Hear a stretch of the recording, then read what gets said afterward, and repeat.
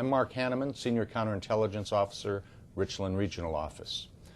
DOE recently released a strategic plan in which one of the goals is to prevent the acquisition of nuclear and radiological material for use in weapons of mass destruction and terrorism.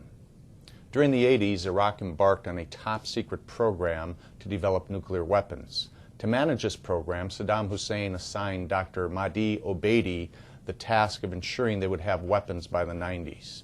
They came very close to this goal. Dr. Obeidi subsequently took critical items from the program and drawings and hid them in his backyard. Once Iraq was liberated, Dr. Obeidi provided the materials to the United States, thus keeping them out of the hands of terrorist groups and fringe Iraqi dissidents. He subsequently authored a book called The Bomb in My Garden, which shows how easy it is for countries to obtain material to develop nuclear weapons. He came to Richland and gave a fine presentation to our DOE population. Please sit back and enjoy Dr. Obeidi's presentation. Good morning, ladies and gentlemen. It gives me great pleasure to talk to you about my experience. It is all the more important for me because through this experience we can work together for a noble cause by stopping one of man's greatest nightmares, which is the nuclear weapons of mass destruction.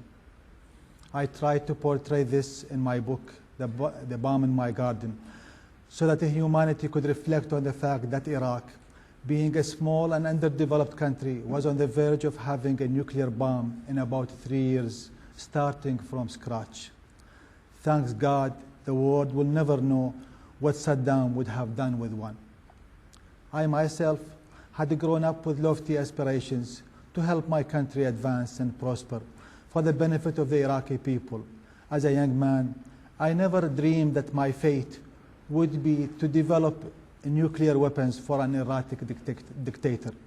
I was born in 1944 to middle-class parents of Shiite and Sunni background on a plantation in Baghdad. It was a medium-sized piece of land, roughly 1 square mile in area, cross-hatched with orange and apple trees, with date palm trees towering the plantation in a majestic way. My father was a determined man and taught me the value of perseverance. My mother was a pious Muslim woman who believed that her dreams spoke of the future. She told me once that she had a dream that one day I would go to America, which eventually came true. In school, I settled to my lessons with the concentration of a much older student. That did not deter me, however, from observing the political turmoil that has been brewing in Iraq. As Iraqis struggled for a sense of identity after a century of foreign rule, a new opposition group called the Ba'ath Party began to attract an underground following with its calls for Arab unity and national pride. In October 1959, as I began my sophomore year in high school, members of the Iraqi Ba'ath Party hatched an unsuccessful assassination plot against the President of Iraq, General Qasim. One of the would-be killers was a 22-year-old boy from Tikrit area named Saddam Hussein, who managed to escape the country. In 1962, at the age of 18, I journeyed to Washington, D.C. for a summer course in English before my college classes began. I felt very alone in the American capital. On my third day, I wept with homesickness. Eventually, however, my temporary home began to fascinate me. I spent my free time walking around the city center and marveling at the grandeur of the White House and the Smithsonian Institution. I remember one afternoon standing under the dome of the Jefferson Memorial and reading Jefferson's words inscribed on the inside of the cupola.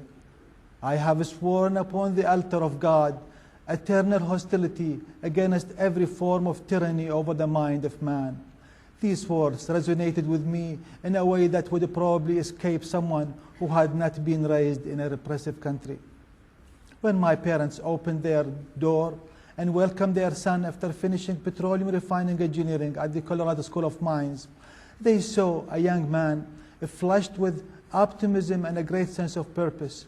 Iraq was on the threshold of a great industrial revolution and ready to create a self-sufficient oil industry that would improve the quality of life for the Iraqis.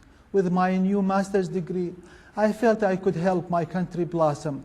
Iraqis have been unnecessarily impoverished for a long time, despite their great resources. I entertained the hope that Iraq would once again become a leading civilization in the world. Soon after returning to Iraq, the Ba'ath Party had taken power in Iraq after the Ba'ath Party leader al-Bakr and his young relative Saddam Hussein succeeded in a coup in 1968. That coup would prove to be the prelude of one of the darkest periods in modern Iraqi history. It opened up a chapter of fear unknown to the Iraqis.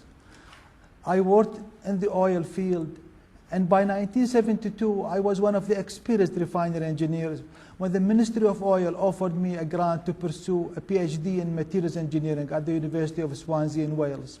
After completing my PhD in 1975, I joined the Iraqi Atomic Energy Commission, the IAEC.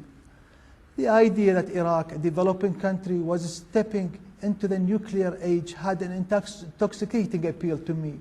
Nuclear research was at the forefront of science, with applications in agriculture, medical research, the treatment of cancer, and of course the production of nuclear energy.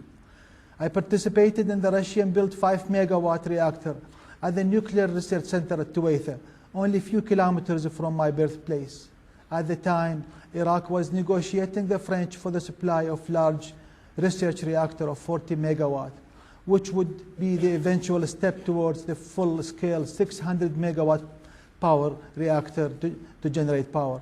The IAC put me in charge of the materials research, which was the heart of the reactor.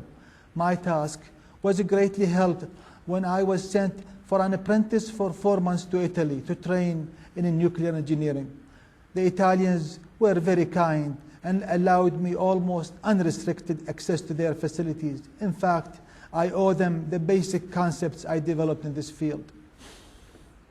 A reactor is like a knife. It is a necessary utensil for cutting bread, but it can also be used to cut a throat. Any nation may legally pursue a nuclear reactor, and since there are many useful uses of atomic energy, it is difficult to deny this technology to even the most dangerous seeming regime. Because of this, a number of developing countries have turned to the plutonium option to develop atomic weapons covertly, in addition to applying the centrifuge technique to produce enriched uranium. India used a reactor acquired from Canada in the 50s to produce plutonium for the bomb it tested in 1998.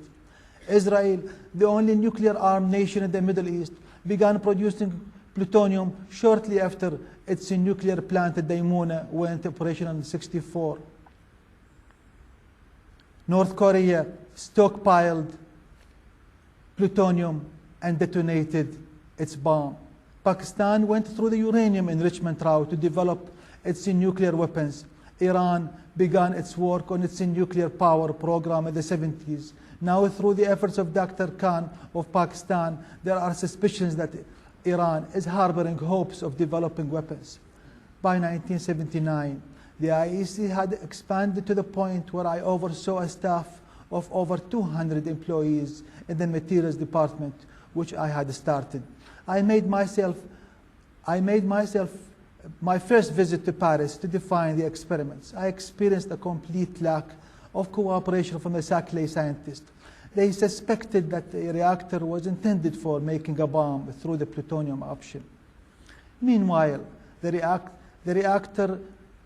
nuclear reactor project had become a dangerous game, both inside and outside Iraq.